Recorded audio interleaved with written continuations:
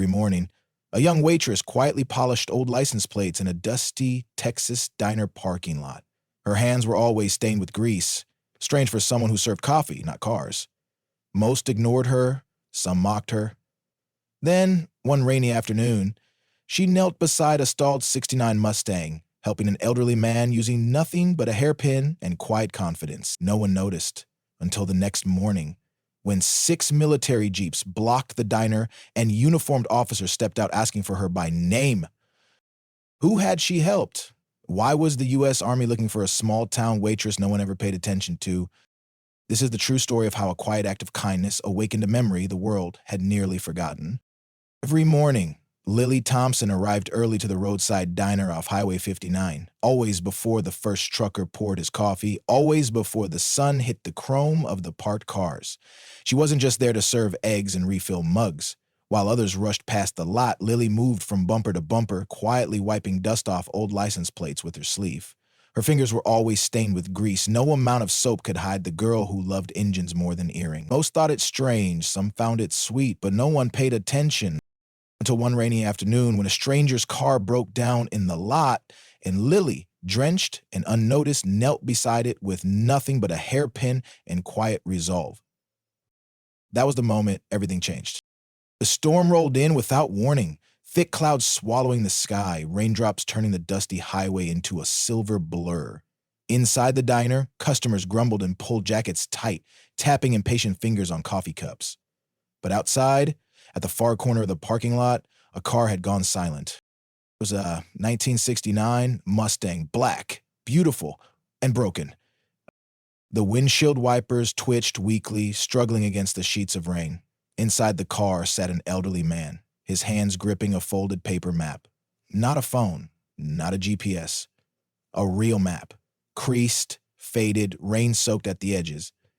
His brow was furrowed, lips moving slightly as if trying to trace a route he no longer remembered. Lily saw it from the window and didn't hesitate. While others stayed dry and indifferent, she grabbed her coat, thin and useless against the downpour, and stepped into the rain. She approached slowly, respectfully. "Sir, do you need help?" she called through the barely cracked window. The man looked up, startled. His eyes were pale and tired, and yet behind them was something that hadn't given up just yet. Lily didn't wait for an answer. "I used to fix my dad's car. May I take a look?" He didn't stop her, didn't ask questions, just gave a small nod. Kneeling beside the front wheel, water pooling around her boots, Lily lifted the hood. The engine compartment was soaked, but familiar, like reading a language she hadn't spoken in years. She cleaned the spark plugs with her handkerchief and secured a loose ignition wire with a hairpin from her hair, fingers moving as confidently as if they belonged to someone twice her age.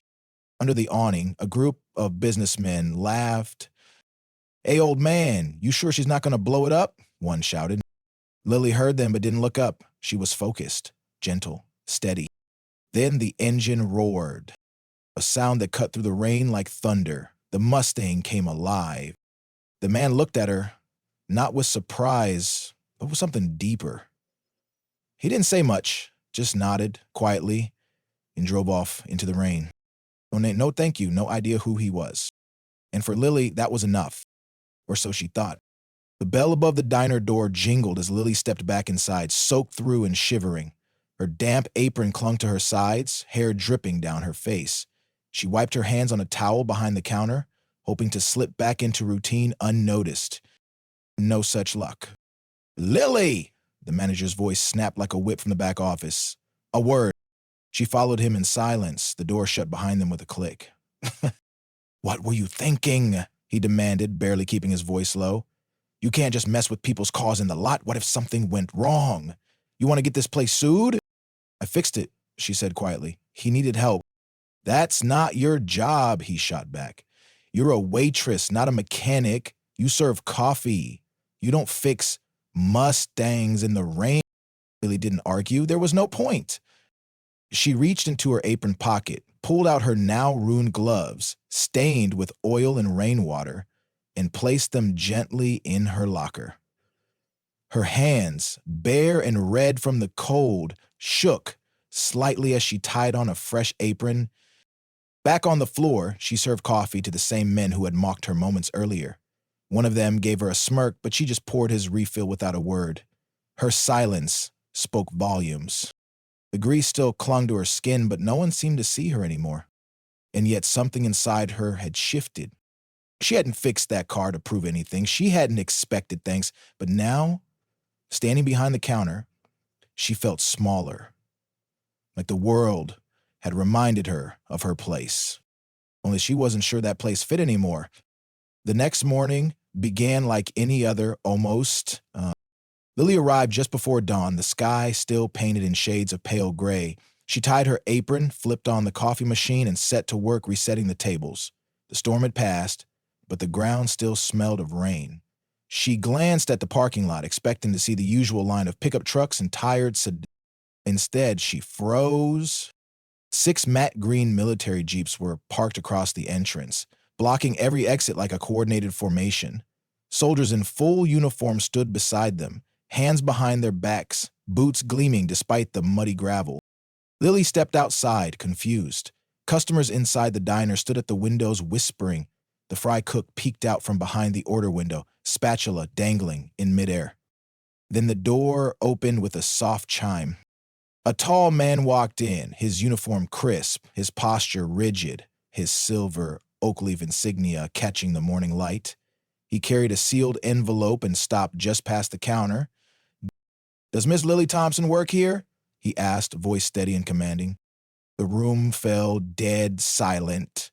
Even the ceiling fan seemed to slow. Lily raised her hand hesitantly. "I'm Lily," she said, almost a question.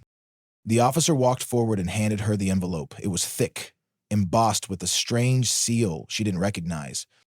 "You are requested to attend a formal ceremony at Fort Miles Military Base tomorrow, 900 hours. No other information, no explanation." As suddenly as they had arrived, the soldiers turned and left, climbing back into their jeeps with military precision. The engines roared to life, and within moments they were gone, leaving behind silence, stares, and a girl holding an envelope she didn't understand. Her manager looked at her wide-eyed. "Lily, what did you do?" She clutched the envelope tighter. "I don't know," she whispered. But deep inside, a knot of unease began to tighten. The next morning, Lily dressed in her best, which wasn't much. A simple blue dress she'd worn to church once or twice, her mother's pearl earrings, and a pair of scuffed black shoes she'd polished until they caught the light. Her hands trembled as she tied her hair back. The envelope hadn't said what to expect, only where to be and when. At exactly 800 hours, a single black military jeep pulled into the lot. The door opened, and a young woman in uniform stepped out. "Miss Thompson?" she asked. "I'm Lieutenant Rodriguez. I'll be escorting you to Fort Miles." Lily slid into the passenger seat, clutching her purse like a lifeline. "Can you tell me what this is about?" Rodriguez offered a small, knowing smile. "Some actions deserve recognition. That's all I can say." They drove in silence, past pastures and barbed wire fences, through 3 layers of armed security gates. Fort Miles unfolded like a city hidden behind guarded walls. Soldiers moved with purpose, but today, many paused as the jeep passed, curious eyes following the young woman in the passenger seat. Eventually, they reached a vast aircraft hangar decorated with American flags and long rows of folding chairs. As Lily stepped out, she froze. On the stage sat the Mustang, polished to a mirror shine, its black body gleamed under the overhead lights. Behind it hung a blown-up photograph. Her, crouched over the engine in the rain, focused, hair soaked, unaware anyone had even seen her. A wave of disbelief hit her. This wasn't just about the car. The base commander stepped up to the podium. His chest bore rows of medals, but his voice was calm, grounded. "Today we honor not just a car," he began, "but a legacy." He spoke of Lieutenant Colonel John Curtis, who died in service in 1998, of the Mustang he restored with his wife, whose name, by uncanny coincidence, had also been Lily. After his death, his brother, now Major General William Curtis, kept the car alive year after year as a moving memorial. "Yesterday," the commander continued, "that memorial almost didn't make it, but one young woman saw what others missed." The general stood slowly from the front row. It was the man from the diner, the man with the map. You didn't ask who I was, he said, voice firm but emotional. She didn't ask for reward or recognition. She just saw someone in need. He turned to Lily, eyes shining. When she fixed that wire, she didn't just reconnect the engine. She reconnected me to my brother's memory. The crowd rose in a standing ovation. Lily stood frozen as she was called to the stage. A medal was pinned to her dress, the civilian honor of service to veterans. I just fixed a car, she whispered. No, the general said softly. You fixed something far more precious. After the ceremony, Lily thought everything might return to normal, but normal had quietly shifted. That same afternoon, a Jeep pulled up outside the diner at precisely 3 p.m. No one stepped out. The driver didn't come in. Instead, they left a small bouquet of white lilies on the hood of her car, tied with a card that read simply, "Mechanics of kindness keep the world running." It became a ritual. Every day, at the same hour, a military vehicle would arrive, pause silently outside, and leave a fresh bouquet, never speaking, never staying, just honoring the gesture that had once gone unnoticed. In the rain, the diner changed too. The same people who used to ignore Lily, or worse, laugh behind her back, now waited quietly when she passed. The cook gave her the best slices of pie. The manager, once stern and dismissive, apologized. I didn't understand what you were doing out there, he said one day, handing her a clean apron. But I do now. I'm sorry. She smiled, not needing more than that. A week later, a soldier returned, not with flowers, but with a handcrafted wooden box. Inside was a full set of vintage auto tools, aged but well kept. Nestled in the center was a faded photo. A young woman in overalls leaning against the same black Mustang, laughing. It was Lily Curtis, the general's late sister-in-law. The note attached read, "Keep these healing hands working, whether it's wires or kindness." That's when Lily had an idea. She began hosting free basic car maintenance lessons every Sunday afternoon in the diner's parking lot. At first, just a few kids from town showed up. Then a retired vet. Then 3. Then a dozen.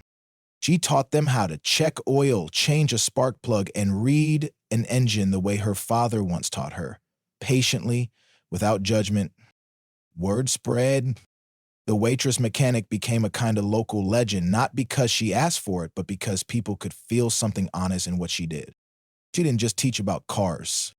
She taught that attention given freely can change everything. 1 year to the day after she knelt in the rain beside a stranger's car, Lily was once again at the diner just before dawn.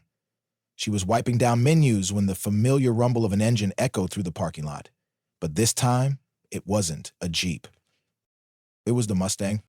It was still black, still shining like obsidian, but now it bore a new license plate, Lily 2.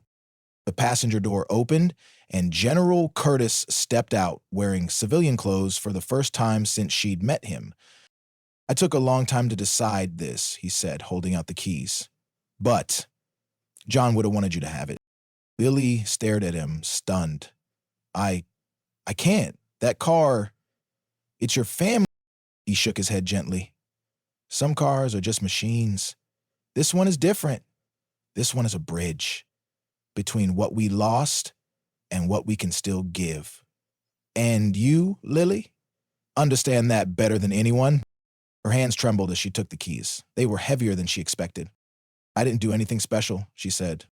You didn't ask who I was, he replied. You didn't wait to be told to help. That's rarer than medals or rank. He gestured to the Mustang. The car broke down. At a moment I was already breaking inside. I thought I'd missed John's reunion for the first time in 25 years. I thought maybe it was time to let go. But you reminded me why we hold on. The air between them held a silence deeper than words. Then Lily opened the car door and slid into the seat.